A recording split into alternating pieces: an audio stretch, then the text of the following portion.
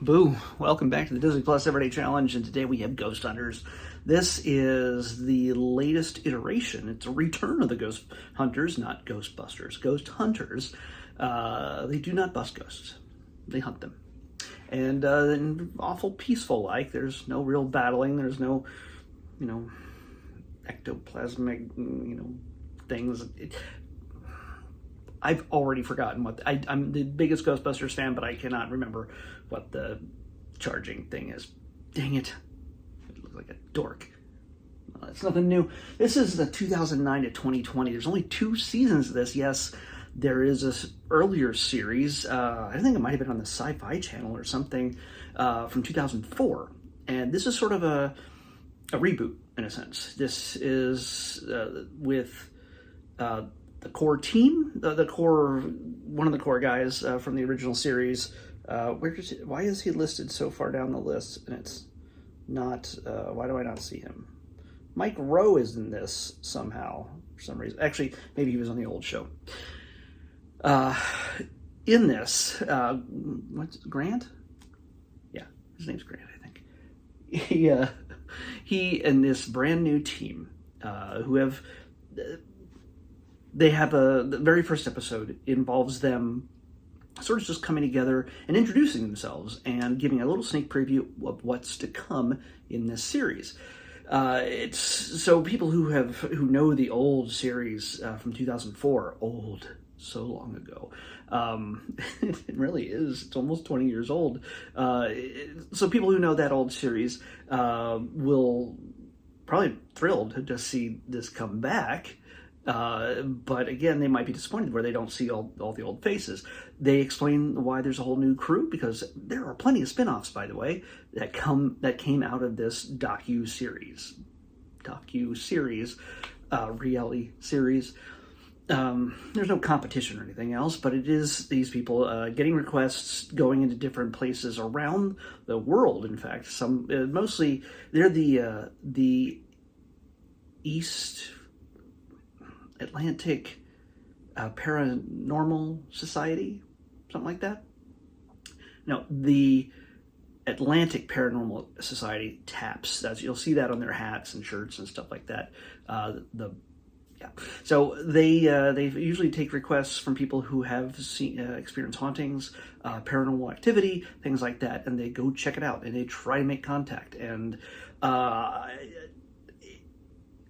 to varying degrees, it's the kind of thing where I kind of appreciate this. I only watched the first episode. I kind of appreciated this episode because it works to fend off skeptics like me. I am not a believer in these things. Not necessarily. I'm open to the idea if I ever really experienced anything. I've felt spooky things before. I have plenty of friends who have experienced things. A friend in New Orleans, she had to move out of her apartment after just being there, like not even a month, and because it was haunted in New Orleans. New Orleans is haunted, apparently, to everybody who lives there. So she had to move real quick to a slightly less haunted one. I have some friends I see every other day or every week, at least once or twice a week, and I spent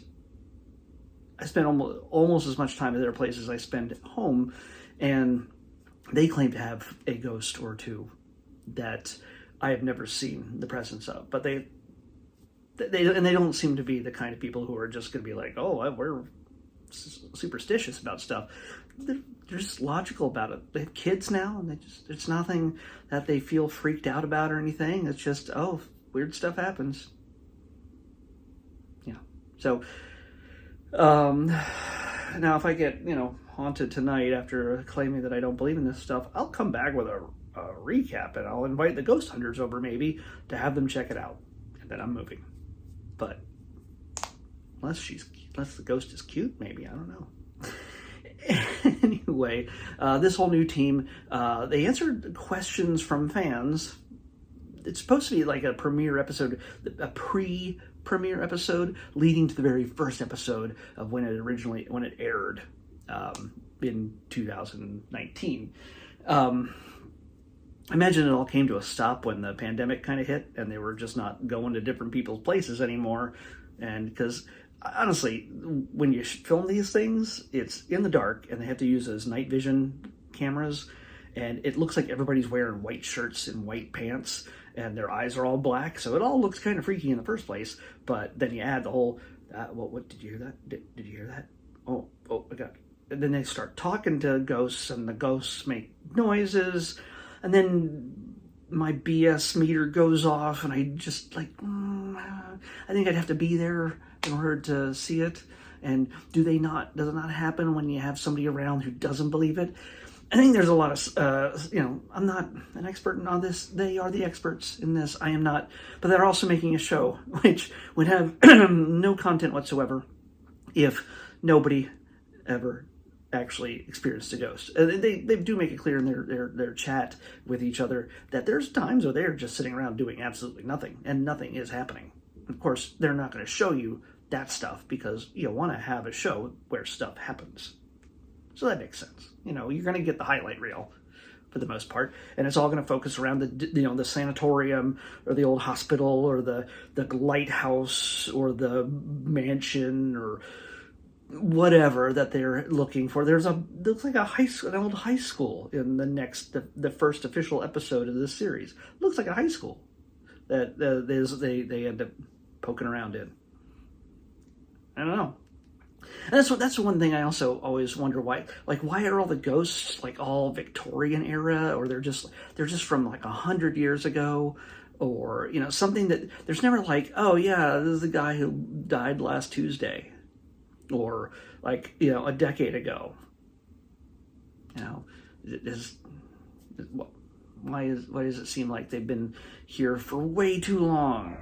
I mean, each of these people do give their own personal stories, and there is one guy who has lost his son through tragic means at one point, and he did feel his presence while in the hospital after he had passed.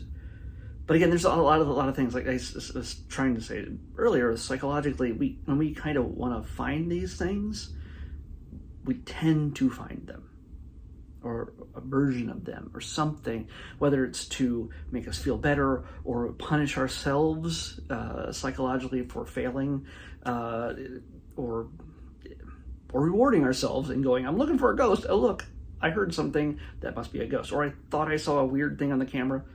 That must be a ghost. What I did appreciate about this, and what does make this more interesting, is the fact that how all the footage you ever see, even Bigfoot in the woods, it's all this blurry picture of this what is apparently a furry dude walking in the woods. Everything is just so blurry and so grainy and just can't understand. The Loch Ness Monster, all this stuff. Those things you never know. Same with the ghosts. Everybody's walking around in the dark in the first place. What are the chances you're going to get anything in high definition or hear anything in high definition? Well, guess what? Between 2004 and 2019, digital technology, not just videotape, low resolution 480 by 640 resolution tiny boxes of video, basically left the highest quality video in the early 2000s is nothing compared to what we have now. And what we have now is nothing compared to what we're going to have in 20 more years.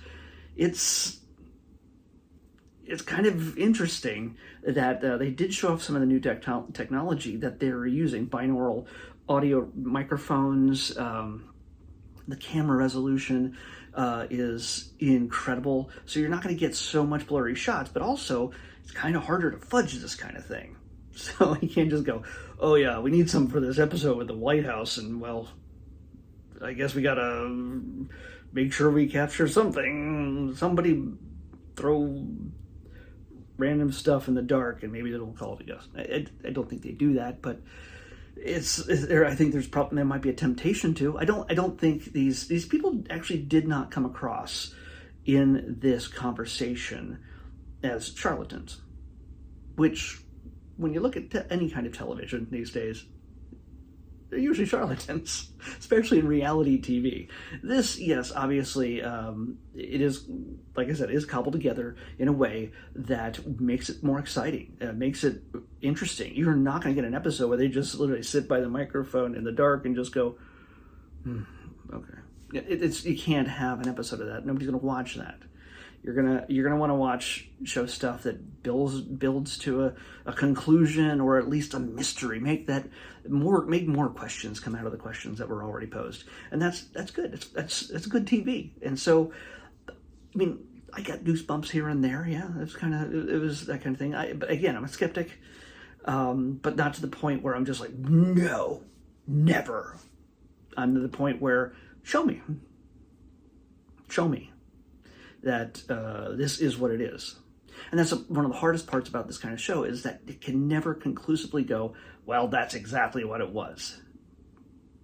The banging on the pipes, or their meters that they use to scan for ghosts. And I don't know what the meters measure, temperature sometimes, or electromagnetic activity. You can wave a magnet at it, maybe, I don't know, and oh, whoa, they answered us. Again, I'm looking for stuff to poke holes in all this because I want proof. I think it would be amazing if we actually did find actual proof of life after death, and that it's still somehow tied to this physical plane. That would upset a considerable level of the way humanity thinks. It's like aliens. Like, if aliens showed up, whatever BS we have going on between political parties or countries or whatever else goes out the window. And when it comes between life and death and understanding all that, what we believe already, with whatever faith we might have or lack of faith, that changes considerably. And this is entertainment. Honestly, this is entertainment. It's meant to make you ask the questions, and I think that's admirable. But at the end of the day, it's still just entertainment. It's not, there's no big epiphany here. And again, like I said, if you're looking for this stuff, odds are you're going to find it. And the stuff they're going to show us in these episodes are the times they found it, not the times they didn't. So if this is your kind of thing, obviously you're going to definitely want to check this out. To me, it's interesting. I can't say that I'm going to watch it, but there might be a point where I'm just going to be like, you know what? I think I'm going to watch a Ghost Hunters episode. I feel like it. And not ironically. I won't be doing it just to crap all over it or anything. I think these stories are interesting, but in the format of television, where you kind of have to have a payoff, kind of skews the results. And and I think honestly, if they had ever found anything solid, like 100% undeniable, there's like a ghost talking to you, it's the haunted mansion, and yeah, they're just, hey, we're just hitchhiking here. Honestly, if somebody ended up talking to a physical ghost and caught it on camera, I want to see that. I want to see that episode. And it wouldn't be just, wouldn't be people going, oh yeah, that happened, I guess, but just on the Ghost Hunters thing. I never watched it, but, oh well. No, this would be on the news. Like, all the news. Even the news you don't think is real, it'd be on all the news. So, yeah, when they find something, if they ever find something, if they ever come back from this, because more than likely COVID killed it, ooh, the ghost of Ghost Hunters. There's a series for you.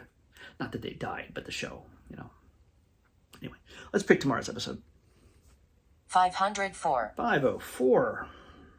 Finally got out of the hundreds. Why did you...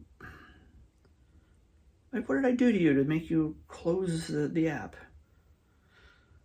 I prepared all of this. 504. Okay. Well, it is not. I was hoping for a short, but you know what? It's a busy weekend. But I figured this is close enough. This is not like a long episode. This is an animated series featuring our friendly neighborhood Spider-Man. Now, technically, we're going to be watching The Spectacular Spider-Man. Yeah. Spider-Man nerds got that reference. There's all different Spider-Man titles of comics, and one of them was The Spectacular Spider-Man. In this case, we're getting the animated series version of that. By the way, we do have all the new Spider-Man movies being added after the not all of them, but most of them, like all the Tobys, one of the Andrews, and one of the Toms have been added to Disney Plus. They're only going to get added to the rotation after the end of June.